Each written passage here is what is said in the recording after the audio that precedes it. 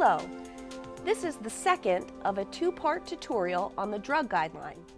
Part 1 focused on the overall structure of the drug guidelines, key application notes of the drug guideline, a discussion of the drug quantity table and the drug equivalency tables, as well as a discussion of the special rules to be applied when determining quantity for certain controlled substances such as LSD, marijuana plants, methamphetamine, and a few other drugs.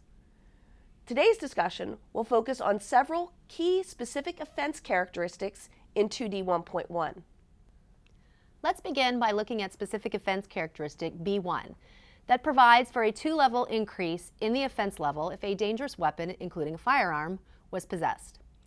Application Note 11 states that this enhancement reflects the increased danger of violence when drug traffickers possess weapons and should be applied if the weapon was present, unless it's clearly improbable that the weapon was connected with the offense. An example of when the enhancement would not apply would be in the case of an unloaded hunting rifle found in a closet.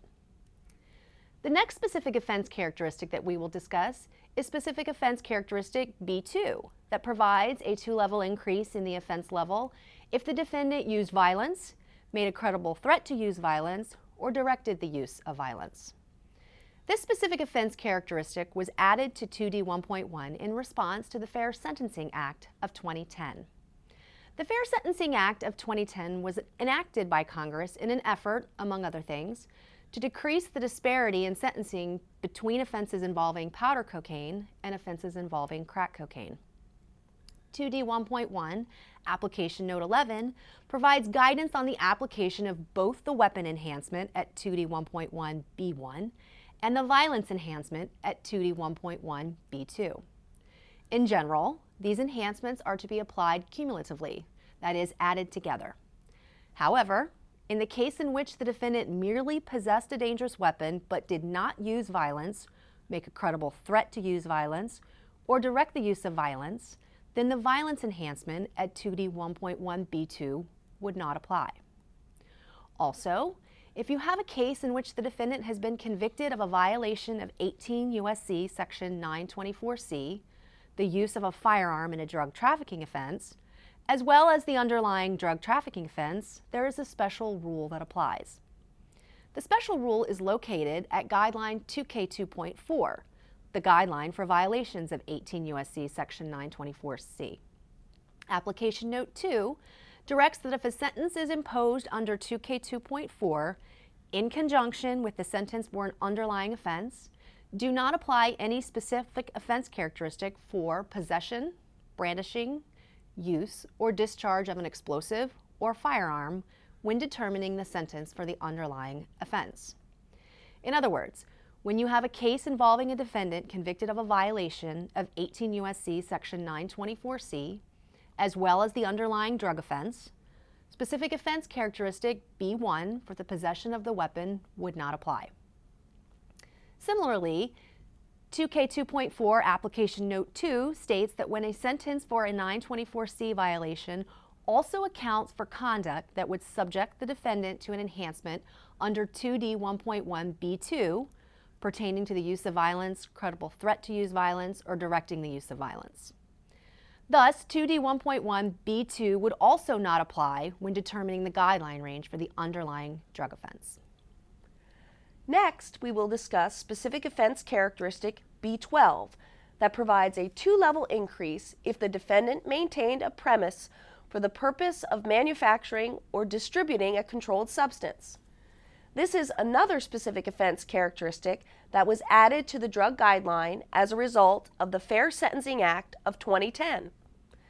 Application Note 17 to 2D 1.1 provides several factors for the court to consider when determining if the defendant maintained a premises, including but not limited to A, whether the defendant held a possessory interest in, for example, owned or rented the premises, and B, the extent to which the defendant controlled access to or activities at the premises.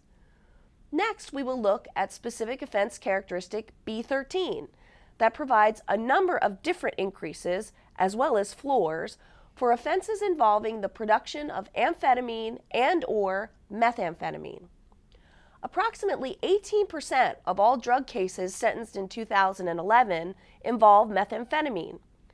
These types of cases are characterized by uniquely potentially serious harms. For example, meth labs can be quite dangerous and volatile. They can involve explosions, toxic emissions into the environment, as well as create a substantial risk of harm to the life of any human in near proximity to one of these labs.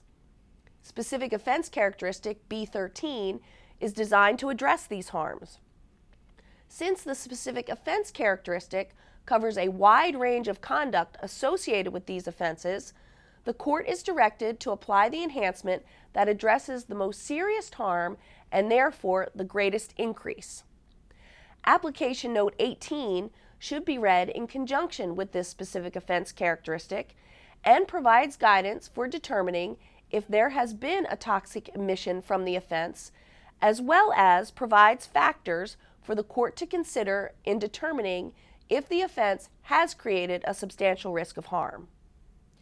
The next two specific offense characteristics that we will discuss were also added as a result of the Fair Sentencing Act of 2010.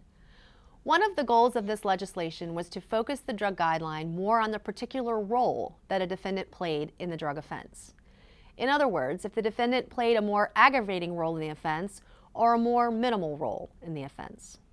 Specific offense characteristic B14 focuses on the defendant who plays an aggravating role in the offense and receives the adjustment under aggravating role, the guideline 3B1.1. 2D1.1B14 provides for a two-level increase in the defendant's offense level if the offense involved one or more of the following factors. 1.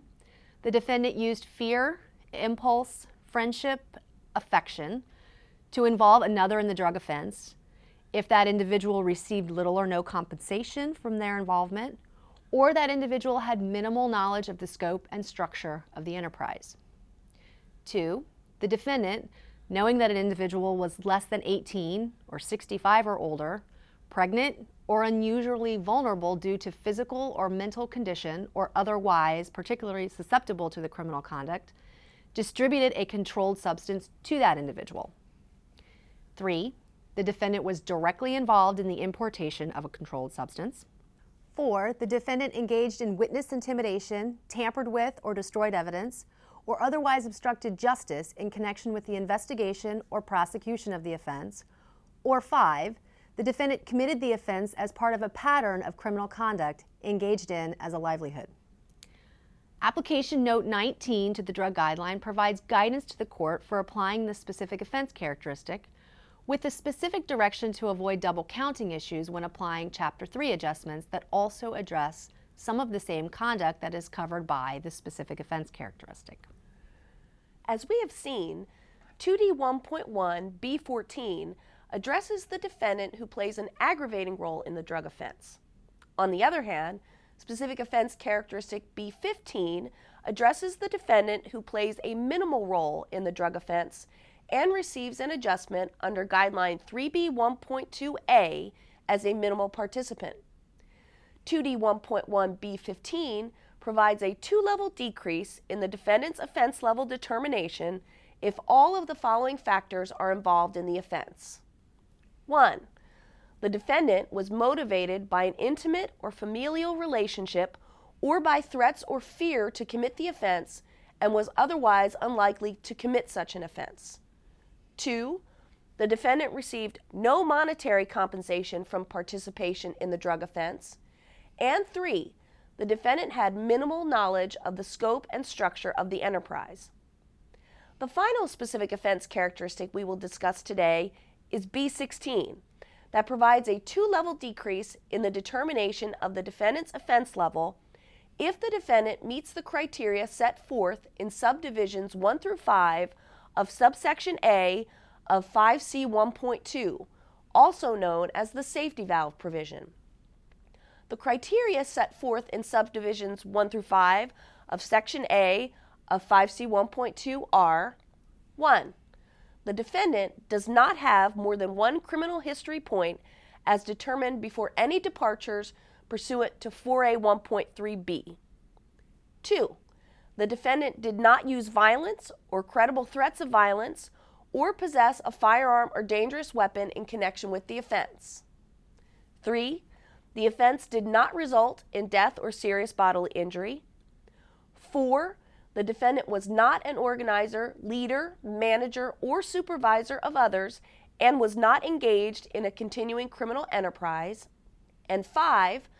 No later than the time of sentencing, the defendant has truthfully provided information to the government concerning the offense or offenses that are part of the same course of conduct or a common scheme or plan, even if that information is not relevant to the government or the government is already aware of the information provided by the defendant.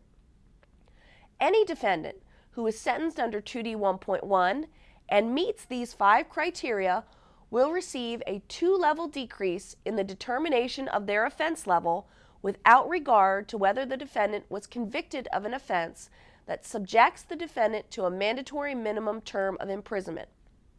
Defendants who are convicted of statutes that require mandatory minimum terms of imprisonment and meet the 5 criteria can also receive a 2-level decrease in the determination of their offense level, as well as be sentenced without regard to any statutory minimum sentence.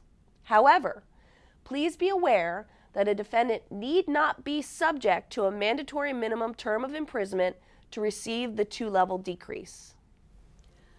That concludes today's discussion of the drug guideline. If you have any questions about 2D 1.1 or any of the other sentencing guidelines, please look to our website, www.ussc.gov, or you can call the Commission's helpline at 202-502-4545. Thank you.